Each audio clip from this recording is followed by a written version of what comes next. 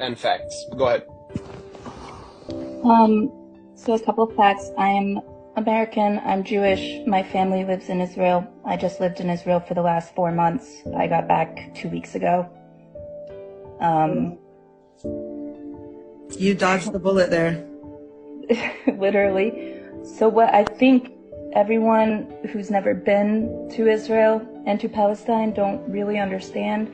You don't really understand until you go to the territories around the West Bank and around Gaza, and you're close up and you see the wall, and when you see the surveillance, and when you see cameras pointed towards the settlers, just a couple, and then you see thousands of cameras pointed towards the West Bank and to Palestinians, and those cameras are pointed into their homes, like not just the streets, not the public areas, straight into their homes, into their backyards, on their rooftops. I mean, until you see it, and you see that there are, on the checkpoints, there are autonomous weapons loaded and ready to shoot someone based on video footage, and that those autonomous weapons are pointed on one side. Like, I don't think people understand what occupation means. And I don't understand because I haven't lived it. I have only looked at it from a distance. But what I can imagine is if you're a child and you're growing up knowing that the country that you live in hates you and that they are willing to kill you, having never met you in their life based on just a video image, that the facial recognition and the surveillance and the high degree of technology and spyware that they have guarantees that they could pick off Hamas members one by one without ever blanket bombing Palestine.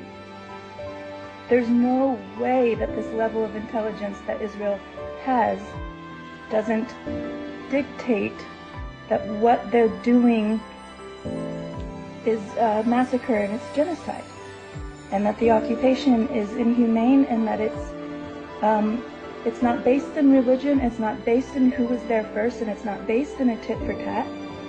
It's white supremacy, and it's dictatorship, and it's power and control and humiliation of a people who have nothing to do with the hostages taken and the people who were brutally murdered. Because yes, that is horrible. Those are my friends. Like, those are people I know. Like, I still have a family member who's missing, and we're giving DNA trying to figure out where they are. We don't know if they're dead or alive. But then also I have Palestinian friends who don't have water, who have for years and years now lost loved ones and children, and have given birth at checkpoints, and who have been humiliated and dehumanized under an occupation and an apartheid, that if you are a child who grows up in that, why would you not fight for your dignity or stand up for your freaking rights? And if it's about who was there first, then America needs to take a good long look at the reservations that we put all these Native Americans into, and the poverty that they live under. If it's this land belongs to whoever was here first, then we have a big reckoning to do.